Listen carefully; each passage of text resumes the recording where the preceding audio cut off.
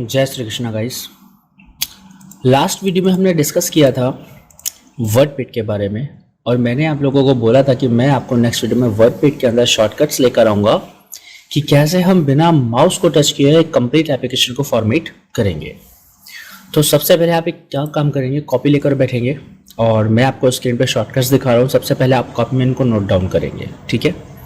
ये जो शॉर्टकट्स आपकी स्क्रीन पर इस समय हाईलाइट हो रखी है, सबसे पहले आप इन्हें कॉपी में नोट करिए। कॉपी में नोट करने के बाद आप स्क्रीन पे आके बैठिए, फिर मैं आपको बताता हूँ कि कैसे ये शॉर्टकट्स अप्लाई करनी है, ठीक है। अब चलते हैं वर्डपेड पे। आप स्क्रीन को पॉज करके वीडियो को रोक करके आराम से जो है शॉर्टकट्स नोट कर लें। वर्डपेड पे मैंने जाके सबसे पहले तो एप्लीकेशन को टाइप कर रखा है, जैसे मैंने आपको उस दिन भी बताया था कि वर्डपेड पे आपको कैसे एप्लीकेशन को टाइप करना है। अब इस एप्लीकेशन को टाइप करने के बाद आपको सिंपली क्या करना है, शॉर्टकट्स को बारी बारी से अप्लाई करना है, ठीक है। तो मैं पहले आपको एक्सप्लेन कर दूँ कि जो मैंने शॉर्टकट्स में लिखा है वो आखिर क्या है। तो सबसे पहले यहाँ पर जो हमारे पास शॉर्टकट्स है उसमें लिखा हुआ है Ctrl+A। तो Ctrl+A जो शॉर्टकट होता है वो सेलेक्ट ऑल का होता है। तो फर्स्टली मैं वहाँ जा रहा हूँ वर्डपेड पे और कंट्रोल के साथ A को हिट कर रहा हूँ, ठीक है। मैं गया वर्डपेड के ऊपर और मैंने Ctrl+A को प्रेस किया। तो आप देख रहे हैं जितना भी एप्लीकेशन मेरे सामने लिखा हुआ है वो सब सेलेक्ट हो चुका है एक बार में, ठीक है। अब आपको नेक्स्ट अगला शॉर्टकट क्या अप्लाई करना है। अगला शॉर्टकट लिखा है Ctrl+Shift+Greater Than। दोस्तों ये जो शॉर्टकट है ये साइज को इंक्रीज करने का शॉर्टकट होता है, यानी नेक्स्ट लार्ज पॉइंट, ठीक है। मैंने ब्रैकेट में साइज मेंशन कर रखा है कि आपको कितना इंक्रीज करना है जब तक 20 साइज ना हो जाए। तो चलते हैं। अब मैं कीबोर्ड से प्रेस कर रहा हूँ Ctrl+Shift+Greater Than। बारी बारी से मैं ग्रेटर देन बटन को प्रेस करूंगा और मैं यहाँ स्क्रीन पे जो साइज दे रखा है उसे नोटिस करूंगा। अभी 11 है, ठीक है। मैं प्रेस कर रहा हूँ ग्रेटर देन। 12 हुआ, 14 हुआ, 16 हुआ, 18 देन 20। बस अब मुझे रुक जाना है। मैंने कंप्लीट एप्लीकेशन में जो टेक्स्ट लिखा हुआ है उसका साइज 20 कर दिया है। अब दिया हुआ अगला शॉर्टकट देखते हैं। अगला शॉर्टकट है अप एरो। तो यहाँ पर अप एरो को मैंने क्यों यूज़ किया है मैं आपको बताना चाहूँगा। मुझे जाना कहाँ है, इस एप्लीकेशन नाम के हेडिंग पर, क्योंकि चूंकि एप्लीकेशन हेडिंग लिखा कहाँ है, टॉप में, यानी ऊपर साइड में। इसलिए मैं चाहता हूँ सिलेक्शन जो बन रखा है वो हट जाए और मेरा कर्सर जो है बिल्कुल टॉप में पहुँच जाए।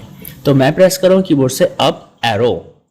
अब अप एरो प्रेस करने के बाद अगला जो शॉर्टकट है हम वो देखते हैं, Ctrl+Shift+Right एरो। अब ये Ctrl+Shift+Right एरो क्या करेगा, एक वर्ड को राइट साइड से सेलेक्ट करेगा। देखिए मेरा कर्सर टॉप में जाने के कारण लेफ्ट में रखा हुआ है। अब मैं यहाँ क्या करता हूँ, जब मैं Ctrl+Shift के साथ राइट एरो प्रेस करूँगा एक बार तो पूरा कंप्लीट एप्लीकेशन वर्ड सेलेक्ट हो जाएगा। देखिए अब जो एप्लीकेशन वर्ड है कंप्लीटली सेलेक्ट हो चुका है और मुझे एप्लीकेशन का साइज इंक्रीज करना है। इंक्रीज करना कितना है और कैसे करना है शॉर्टकट देखते हैं। तो Ctrl+Shift+Greater Than जो हमने प्रीवियसली यहाँ पे साइज को बढ़ाने की शॉर्टकट यूज़ करी थी वही शॉर्टकट यहाँ आपको यूज़ करना है, Ctrl+Shift+Greater Than। बट इस बार साइज कितना इंक्रीज करना है, 36, ठीक है। जैसे ही आप 36 साइज को अप्लाई कर देंगे फिर आपको प्रेस करना है Ctrl+B। यहाँ B का मतलब होता है बोल्ड। जैसे आप ऊपर हेडिंग लिखा देख रहे हैं शॉर्टकट है फॉर्मेटिंग, ये बोल्ड है, यानी इसका जो स्टाइल है वो थोड़ा सा डार्क और मोटा है, ठीक है। तो बोल्ड हम लोग करते हैं फॉन्ट फेस को मोटा करने के लिए। Then Ctrl+U। Ctrl+U जो शॉर्टकट होता है वो अंडरलाइन का होता है। जैसे आप यहाँ हेडिंग पर देखिए अंडरलाइन आपको नजर आ रही है, सेम अंडरलाइन लाने के लिए हमें भी Ctrl+U को प्रेस करना है। अगेन आता है Ctrl+E। तो Ctrl+E जो शॉर्टकट है वो सेंटर अलाइनमेंट का है, यानी जो एप्लीकेशन हेडिंग लेफ्ट साइड में लिखा है वो वहां से शिफ्ट होकर सेंटर पोजीशन में आ जाएगा। तो चलिए अप्लाई करते हैं। सबसे पहले मैं क्या करता हूँ, Ctrl+Shift+Greater Than को यूज़ करके 36 साइज कर रहा हूँ। आप साइज को यहाँ पे नोटिस करेंगे, अभी 28 है, मैं 36 तक लेकर जा रहा हूँ जो कि हो चुका है। अब मुझे प्रेस करना है Ctrl+B जो कि बोल्ड करने का शॉर्टकट है, देखिए हो चुका है। Ctrl+U जिससे अंडरलाइन आ चुकी है, Ctrl+E जिससे अलाइनमेंट सेंटर हो चुका है। अब मैंने यहाँ तक के शॉर्टकट्स अप्लाई कर दिए हैं। अब मैं आगे चल रहा हूँ। अब मुझे क्या करना है, डाउन एरो को प्रेस करना है, अगेन डाउन एरो को प्रेस करना है, उसके बाद होम की को प्रेस करना है। अब आखिर ऐसा क्यों करना है ये भी समझिए। मुझे एप्लीकेशन वाले लाइन से डायरेक्टर वाली लाइन पर मूव करना है। तो यहाँ से लाइन अगर मैं काउंट करूँगा तो 1 टाइम प्रेस करने पर मैं पहुँच जाऊँगा 2 वाली लाइन पर, और दोबारा डाउन एरो प्रेस करने पर मैं पहुँच जाऊँगा डायरेक्टर वाली लाइन पर। इसीलिए मुझे यहाँ पे 2 टाइम्स डाउन एरो हिट करना है। तो मैं डाउन एरो प्रेस कर रहा हूँ, 1 बार 2 बार। अब यहाँ लिखा हुआ है दोस्तों होम की, यानी शॉर्टकट्स की फाइल में लिखा था होम की। तो होम की का यूज़ क्या होता है, किसी भी लाइन के बिल्कुल स्टार्टिंग पर जाने के लिए हम लोग होम की को प्रेस करते हैं। तो आपको कीबोर्ड में होम की मिल जाएगा, आप उसको प्रेस करेंगे एक बार में लाइन के स्टार्ट में आने के लिए। तो अब मैंने यहाँ पर क्या क्या प्रेस कर दिया, मैंने प्रेस किया down arrow, again down arrow, उसके बाद होम की। अब मुझे 3 टाइम्स टैब की को प्रेस करना है। दोस्तों टैब की करता क्या है, आप ऊपर रूलर पे चेक कीजिए, इंडेंटेशन आपको नज़र आ रहा है, ठीक है। तो ये जो लेफ्ट वाला इंडेंट है, यहाँ से ये जो डिस्टेंस है ये ½ इंच में रहेगा। उसके बाद अगेन ½ इंच में जाने के बाद ये 1 इंच का टोटल गैप कवर करेगा। तो जब हम कीबोर्ड से टैब की को प्रेस करते हैं तो वो ½ इंच यहाँ से राइट साइड को मूव कर जाएगा। तो जो डायरेक्टर लिखा हुआ है, हम बिल्कुल इसके स्टार्टिंग में कर्सर को रखे हुए हैं। अब 3 टाइम्स मैं टैब बटन प्रेस कर रहा हूँ, 1 2 3। तो 3 टाइम्स टैप करने से यहाँ लेफ्ट इंडेंट से जो गैपिंग है वो 1.5 इंच के आसपास गैपिंग आ चुका है, और मुझे इतना ही चाहिए। अब नेक्स्ट अगेन मुझे डाउन एरो प्रेस करना है, होम की को प्रेस करना है, देन 3 टाइम्स टैप, फिर से डाउन एरो, होम की एंड 3 टाइम्स टैप। तो पहले 2 बार ये स्टेप्स लेते हैं, down arrow, home key, 3 times tap, again down arrow, home key, 3 times tap. अब हमने अपने कंप्लीट ऊपर के हेडिंग को तैयार कर लिया है। अब हम क्या करेंगे, down arrow and down arrow means 2 times हमको डाउन एरो प्रेस करना है। उसके बाद हम प्रेस करेंगे होम की, फिर 3 टाइम्स टैप। अब हम यहाँ 2 बार डाउन एरो क्यों प्रेस कर रहे हैं, क्योंकि मुझे ये जो कर्सर है उसकी लोकेशन को विद ड्यू रेस्पेक्ट वाली लाइन तक लेकर आना है। तो अगर मैं 1 बार डाउन एरो यहाँ से प्रेस करूँगा तो सर जो लिखा है उस वाली लाइन पर मैं आ जाऊँगा, देन दोबारा प्रेस करने पर मैं पहुँचूँगा विद ड्यू रेस्पेक्ट वाली लाइन पर। तो मैं प्रेस कर रहा हूँ 2 टाइम्स डाउन एरो।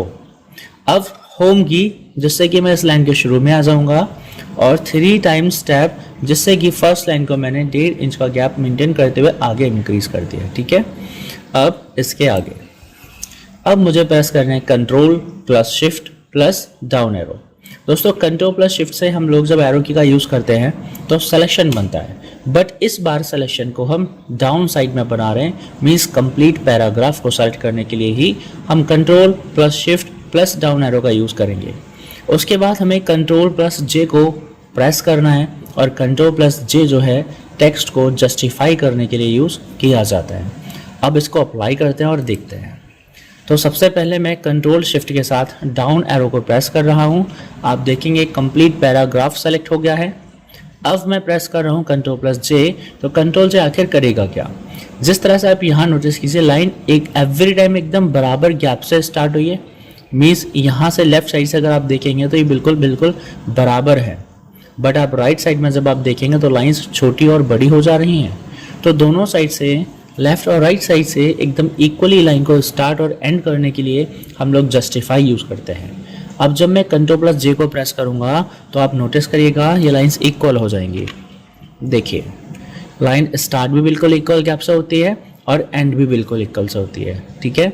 ये होता है जस्टिफाई। अब आगे अगला स्टेप हमारे पास क्या है, हमें प्रेस करना है down arrow, 3 times tap, then finish. तो मैं प्रेस कर रहा हूँ डाउन एरो, जिससे मैं थैंक यू वाली लाइन के बिल्कुल स्टार्टिंग में आ जाऊँगा, और 3 टाइम्स टैप बटन को मैं प्रेस कर रहा हूँ। दोस्तों ये था हमारा एप्लीकेशन का फॉर्मेट। अब आप चेक करिए कंप्लीट एप्लीकेशन ठीक उसी फॉर्मेट में आ चुका है जैसे एप्लीकेशन को बनाया जाता है। तो कहने का अर्थ यह है कि हम लोग ज़्यादातर वर्क कीबोर्ड से कर सकते हैं, बट हमें हर चीज़ के लिए अपने शॉर्टकट्स को तैयार करना होगा। अब मैं आपको ये सारी चीज़ें स्पीड के साथ रिपीट करके दिखाऊंगा, क्योंकि मैंने उस दिन करके दिखाया था, बट मैंने ये नहीं बताया था कि किस तरह से कौन कौन से शॉर्टकट से मैंने इसको तैयार किया है। तो मैंने अभी जस्ट आपको बताया कि आप ये सारी शॉर्टकट्स अपनी कॉपी में नोट डाउन कीजिए, उसके बाद इन शॉर्टकट्स को फॉलो कीजिए। तो अब मैं ये सारी शॉर्टकट्स को काफ़ी तेज़ स्पीड से फॉलो करूँगा। सबसे पहले मैं Ctrl+Z बटन का यूज़ करके बैक पोजीशन में जा रहा हूँ, ठीक है। अंडू कर रहा हूँ मैं Ctrl+Z। मैं तब तक प्रेस करूँगा जब तक एप्लीकेशन पहले की जैसा ना हो जाता, ठीक है। बिल्कुल पहले की पोजीशन में एप्लीकेशन जा चुका है।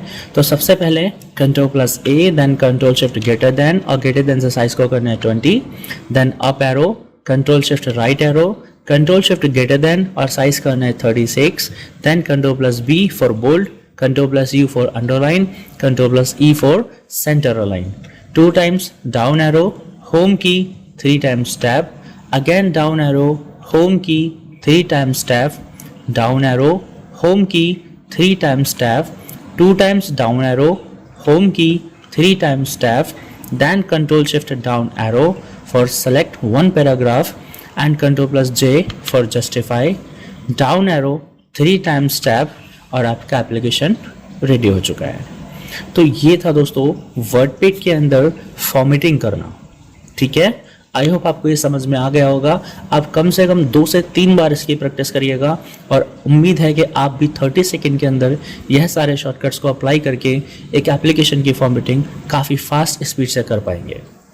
अब जैसा कि मैंने कहा था कि मैं आपको नेक्स्ट वीडियो में बताऊंगा फॉन्ट वाला जो ग्रुप है वो क्या वर्क करता है, ठीक है। मैंने मोस्टली कमांड्स को प्रीवियस वीडियो में कवर करने की कोशिश की है, फिर भी अगर कोई कमांड रह गई होगी तो मैं इस वीडियो में कवर कर देता हूँ, ठीक है। तो अभी हम इस एप्लीकेशन को सेव करते हैं। हम सेव बटन पर क्लिक कर रहे हैं जो कि क्विक एक्सेस टूल बार में दे रखा हुआ है। लोकेशन को हम डॉक्यूमेंट्स रहने दे रहे हैं और हम इसका जो नाम है वो एप्लीकेशन टाइप कर रहे हैं।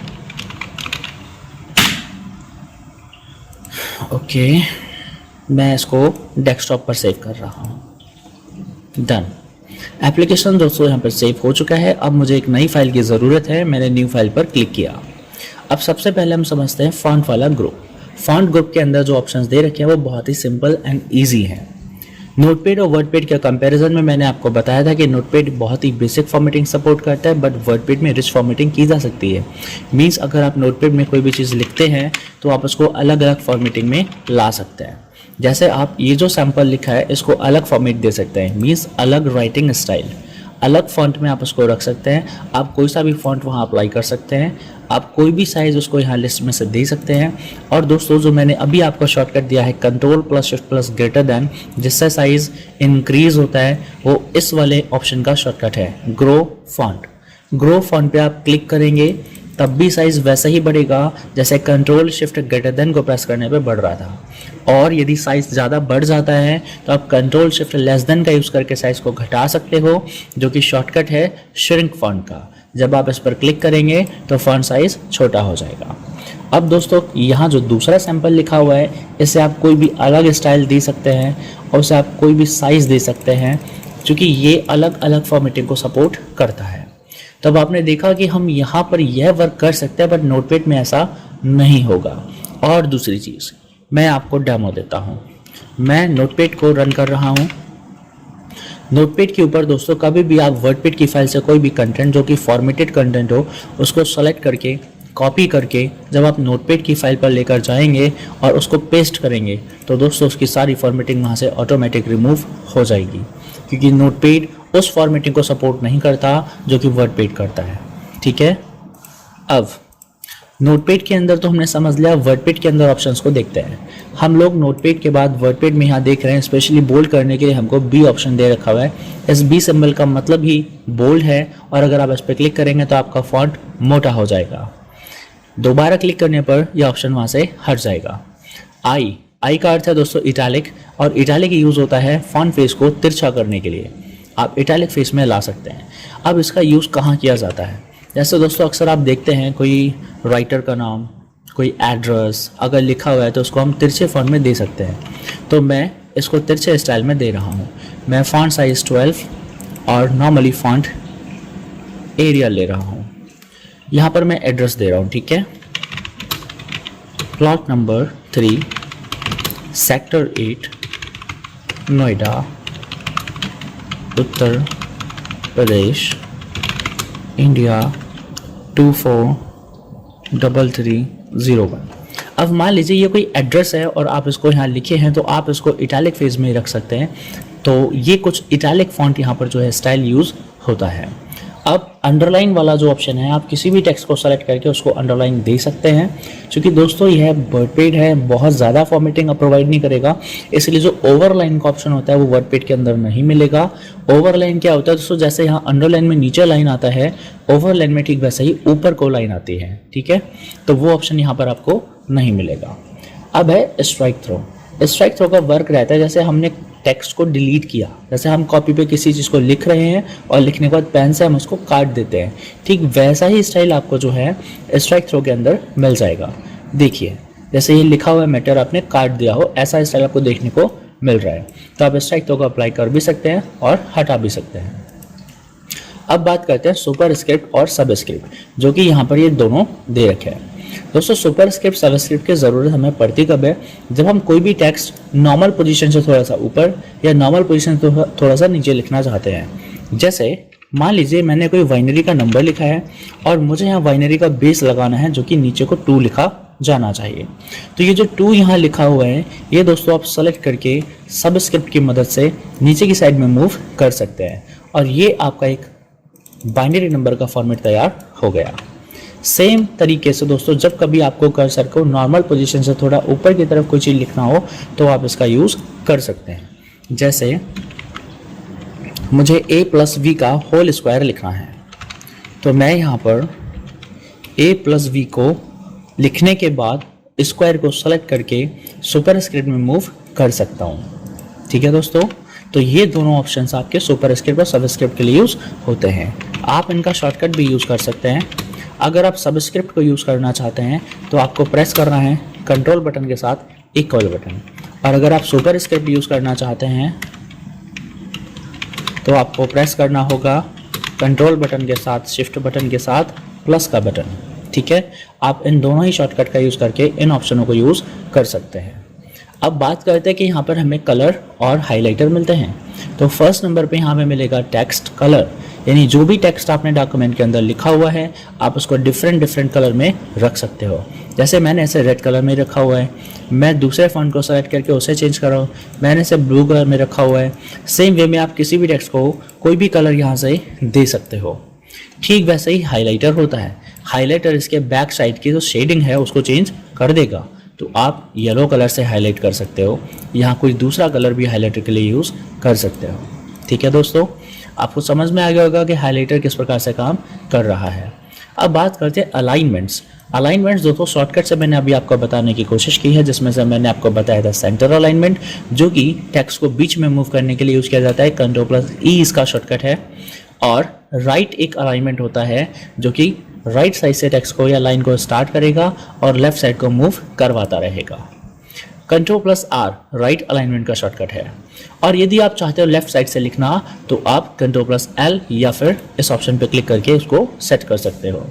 जस्टिफाई दोस्तों हम लोग पैराग्राफ को करते हैं। जब हमारे पास पैराग्राफ लिखा होता है, मीन्स जिसमें 2 या 3 या 4 या 8 10 लाइनें होती हैं, आप उस पैराग्राफ को सेलेक्ट कर सकते हैं और सेलेक्ट करने के बाद उसको लेफ्ट और राइट साइड से इक्वल करने के लिए आप जस्टिफाई स्टाइल का जो है यूज़ कर सकते हैं। जस्टिफाई अलाइनमेंट मोस्टली बुक्स में, स्टोरीज में यूज़ किया जाता है।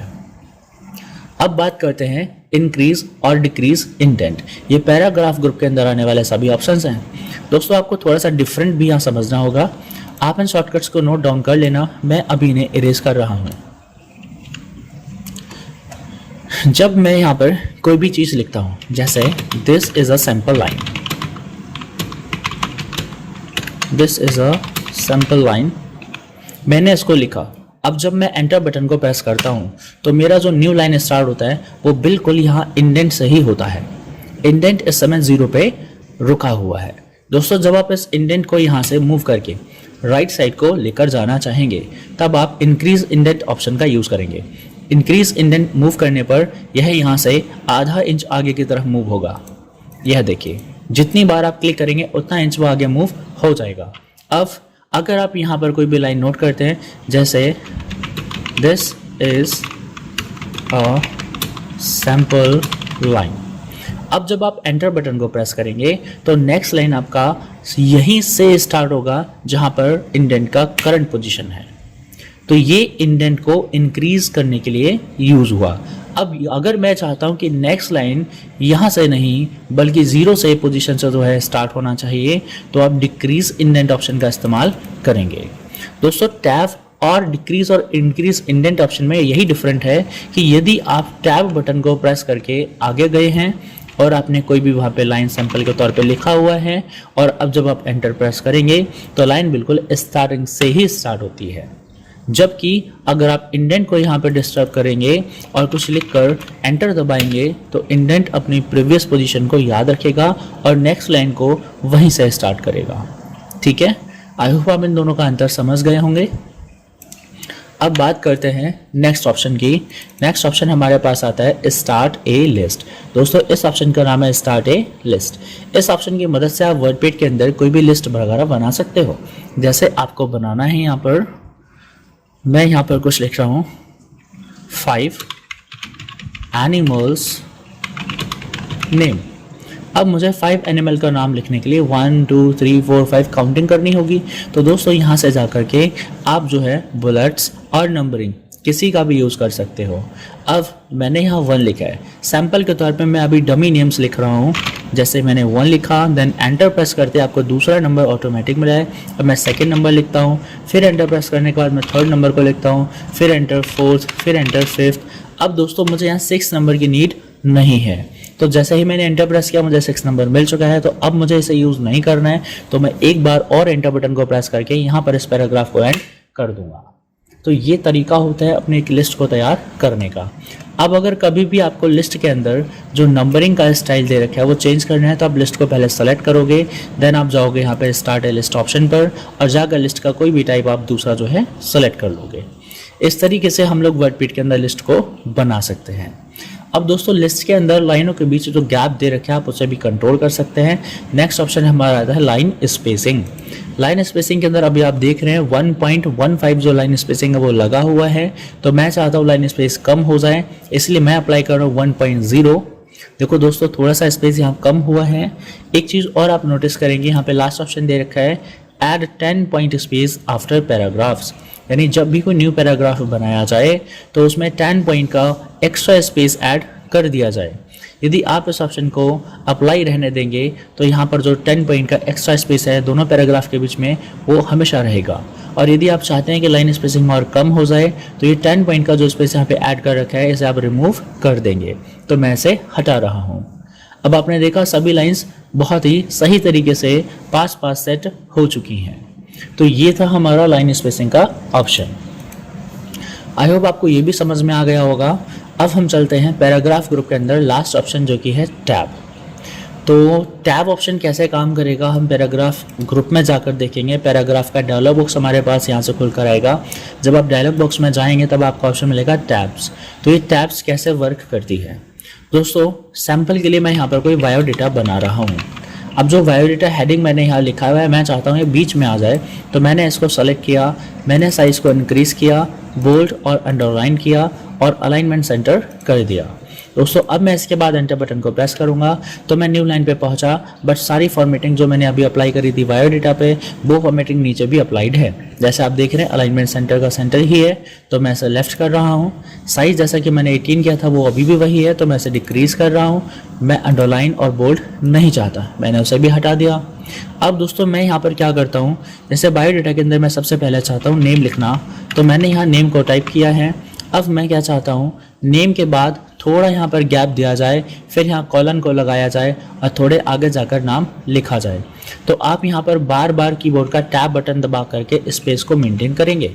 अब आप यहाँ पर जाकर शिफ्ट के साथ कॉलन लगाएंगे, देन अगेन आप टैब के साथ कुछ गैप मेंटेन करेंगे और यहाँ पे आप नाम को लिख देंगे। ठीक है।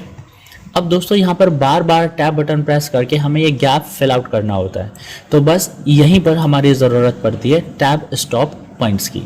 तो दोस्तों इसे लिखने से पहले मैं यही डिसाइड कर रहा हूँ कि जब मैं यहाँ पर कोई कंटेंट लिखने के बाद टैब बटन को प्रेस करूँ तो मेरा कर्सर यहाँ इस रूलर पर आप देखिए 2.5 ये मीन्स यहाँ 2.5 इंच पर जाकर लॉक पोजीशन पे मैं रख रहा हूँ। तो मैंने यहाँ पे टैब को किया है स्टॉप, मीन्स अब यदि मैं यहाँ नेम लिखने के बाद टैब बटन को प्रेस करूँगा तो डायरेक्टली ये 2.5 पर जाकर पहुँच जाएगा। अब मैं कॉलन लगा रहा हूँ। अब मैं चाहता हूँ कि जब मैं यहाँ से टैब बटन प्रेस करूँ तो मेरा ये कर्सर पोजीशन है वो डायरेक्टली 4 इंच पर जाकर रुक जाए, स्टॉप हो जाए। तो अब मैं प्रेस कर रहा हूँ टैब, आप देखेंगे यहाँ पर 4 इंच पर आकर वो स्टॉप हो चुका है। और अब मैं यहाँ पर नाम टाइप कर दूँगा, ठीक है। अब मैं यहाँ लिखना चाहता हूँ फादर्स नेम। तो अब जब मैं टैप करूँगा तो मेरा कर्सर ऑटोमेटिकली 2.5 इंच जो है वहाँ पे जाके स्टॉप हो जाएगा। अगेन फादर्स नेम में यहाँ लिख रहा हूँ मिस्टर सलमान पांडे। दोस्तों फनी नेम है, मैं नाम सारे ऐसा ही यूज़ करता हूँ। फिलहाल अब आप समझ गए हैं कि टैब यहाँ पर कैसे वर्क करता है। अब क्या होता है कि मुझे यहाँ नेक्स्ट आगे जाकर अब उस टैब की ज़रूरत नहीं है। मैं चाहता हूँ आगे टैब इस तरह से काम ना करे जो मैंने अभी पीछे लगाया है। तब आप क्या करेंगे, यहाँ जाएंगे पैराग्राफ ग्रुप के अंदर और पैराग्राफ ग्रुप का डायलॉग बॉक्स ओपन करेंगे और यहाँ जाकर टैब्स को ओपन कर लेंगे। टैब्स के अंदर आप देख रहे हैं टैब स्टॉप पोजीशन लगा हुआ है 2.5 पर और 4.02 पर। आप इन दोनों को भी क्लियर कर सकते हैं और किसी एक को भी। तो मैं कर रहा हूँ क्लियर ऑल, देन ओके। अब आप देखिए रूलर पे आपको कोई भी टैब स्टॉप पॉइंट नज़र नहीं आएगा, क्योंकि यहाँ से इस लाइन से आगे के सभी पैराग्राफ पर वो टैब स्टॉप पॉइंट काम नहीं करेगा। बट आप जैसे ही प्रीवियस लाइनों पर जाएंगे तो आपको tab stop point as it is मिल जाएगा जैसा कि पहले था। तब आप समझ रहे हैं कैसे टैब स्टॉप पॉइंट वर्क करता है। मैंने शायद आपको पिछली वीडियो में बता दिया था कि कैसे आप यहाँ पर फाइंड, रिप्लेस और सेलेक्ट ऑल ये ऑप्शंस यूज़ करेंगे। अब पिक्चर्स को इंसर्ट करना, ड्राइंग को बनाना, डेट एंड टाइम को इंसर्ट करना, ये बहुत ही नॉर्मल सा टास्क है। आप इन सारे टास्कों को परफॉर्म ईजिली कर लोगे। तो अब आपने देखा कि वर्डपेड के अंदर जो ऑप्शंस हैं वो बहुत ही इजी हैं। कोई भी ऑप्शन ऐसा नहीं है जो बहुत ज़्यादा टफ हो और आपने एक एक ऑप्शन को चुन के क्लियर किया है। मैंने प्रीवियस वीडियो में फाइल मेन्यू आपको कवर करा दिया था और व्यू टैब भी क्लियर करवा दिया था। बचा हुआ होम टैब था जो मैंने आपको इस वीडियो में पूरा कवर कराया है। अब आप क्या करेंगे, आप फटाफट से जो आपका कॉपी है जिस पे आपने शॉर्टकट्स को लिखा है वो याद करेंगे और इन शॉर्टकट्स को याद करने के बाद सबसे पहले एप्लीकेशन को टाइप करेंगे और एप्लीकेशन टाइप करने के बाद इन सभी शॉर्टकट्स को अप्लाई करेंगे। ठीक है दोस्तों, अब अगली वीडियो एक अगले टॉपिक पर आने वाली है। वर्डपेड हमारा इस वीडियो में ही कंप्लीट हो चुका है। अब विंडोज़ एसेसरीज़ के अंदर से हमने 2 टूल क्लियर किए हैं। पहला नोटपैड जो कि एक सिंपल टेक्स्ट एडिटर था, दूसरा वर्डपेड जो कि एक बेसिक वर्ड प्रोसेसर था। नेक्स्ट पार्ट में हो सकता है कि मैं आपको एक प्रोफेशनल वर्ड प्रोसेसर का भी जो है कंप्लीट सीरीज़ लेकर के आऊँ और ये जल्दी ही होने वाला है। बाकी नेक्स्ट वीडियो में मैं प्लान कर रहा हूँ कि ट्रिपल-सी के कोर्स को लेकर के काफ़ी ज़्यादा बच्चे परेशान रहते हैं, तो ट्रिपल-सी का एक कंप्लीट वीडियो सीरीज़ मैं आप लोगों के लिए लेकर आऊँ और आप घर बैठे ट्रिपल-सी के पेपर को क्रैक कर पाओ। तो देखते हैं कब टाइम मिलता है। जल्दी ही जैसे जैसे टाइम मिलेगा मैं फटाफट से वीडियो रिकॉर्ड करके आपके लिए वीडियो लेकर के आऊँगा। इस वीडियो में दोस्तों बस इतना ही। मिलते हैं अगली वीडियो में अगले टॉपिक के साथ। और हाँ, चैनल को सब्सक्राइब करना ना भूलें, वीडियोस को शेयर करना ना भूलें और अगर आपको वीडियो अच्छी लगी तो प्लीज़ लाइक और कमेंट ज़रूर करें। चलते हैं दोस्तों, राधे राधे।